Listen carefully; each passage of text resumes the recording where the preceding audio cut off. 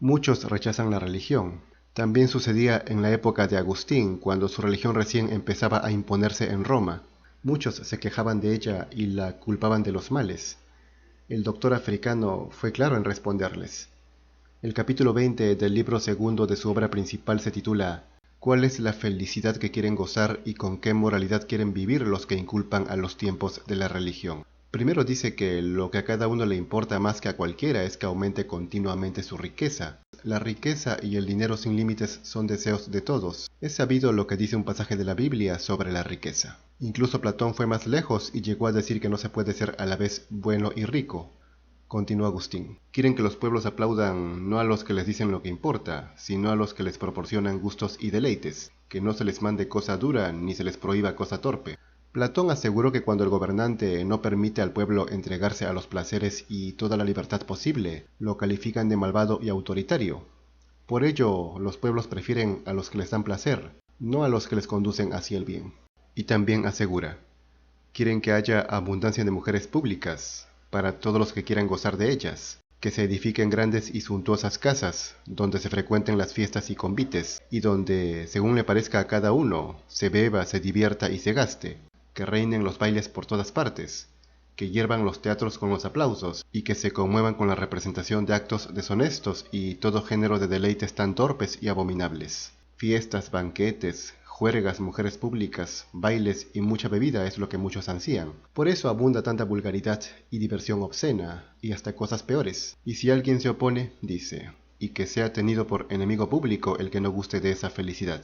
Que si alguien intentase alterarla o quitarla, puedan todos echarle a donde no le oigan, desterrarlo a donde no se ha visto y sacarlo de entre los vivientes. Así Agustín afirmaba que la sociedad de esta república es comparable a la casa de Sardanápalo, ese rey vicioso y lujurioso que vivía con muchas mujeres entregado a los placeres. Agustín acusa de querer vivir así a los que tanto se oponen a la religión, en este caso la cristiana. En el libro primero también afirmó, se quejan de los tiempos cristianos porque quieren tener seguros y libres de temores sus deleites, sus apetitos y entregarse a una vida viciosa, sin que en ella se experimente molestia ni pena alguna. Sin embargo, no es necesario pertenecer a una religión ni mucho menos ser cristiano para no tener esa clase de vida.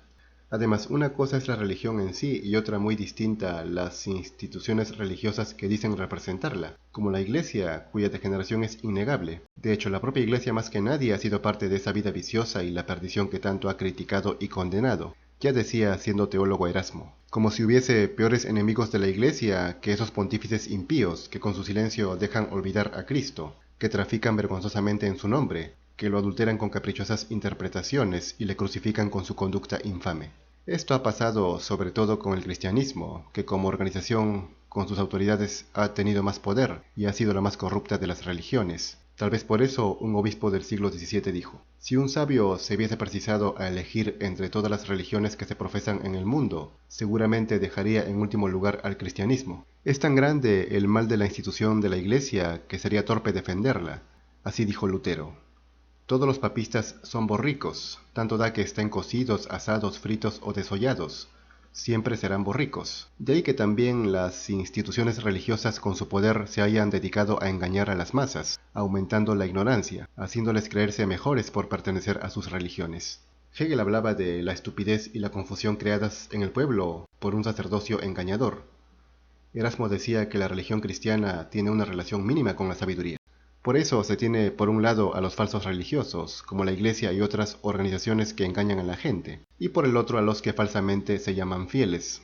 Unos mienten y otros les creen. La verdadera religión no es como ellos dicen, no es fácil, como advirtió Srila Prabhupada. La gente no será atraída si hay restricciones y reglas disciplinarias. Por eso aquellos que en el nombre de la religión solamente quieren seguidores para tener un espectáculo, no restringen la vida de sus estudiantes ni sus propias vidas. La verdadera religión no existe sin esfuerzo y sacrificio, sin corrección de la propia vida. Aquellos que hablan de una religión o van a la iglesia, pero no practican sus principios, no son fieles ni pueden ser religiosos. Por ello decía Erasmo con ironía, cuán grande es la multitud de los que ofrecen a la Virgen una velita, y eso a la hora del mediodía, cuando no la necesita, que pocos en cambio se esfuerzan por imitarla en su vida casta, en su modestia y en su amor a las cosas divinas, que es el verdadero culto. Son pocos los religiosos de verdad, sobre todo en el cristianismo, como aseguró Blavatsky. Los verdaderos cristianos fueron siempre exigua minoría entre los millones que de nombre ostentan ese título.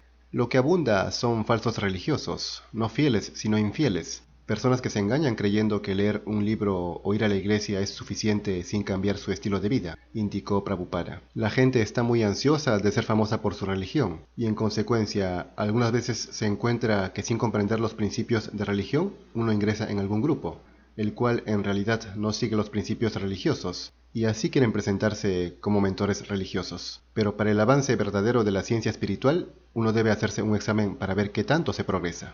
De modo que una religión verdadera es lo que menos hay en estos días. Lo que más hay son, por un lado, los que detestan la religión porque atenta contra su inmoralidad, como acusó Agustín, la obscenidad y los vicios, y por otro lado, los que dicen creer en una religión pero no se esfuerzan tanto en practicarla. Por ello, esos falsos devotos, como señaló el teólogo Kierkegaard, suelen ser objetos de burla para el mundo, incluso aconsejó burlarse de ellos.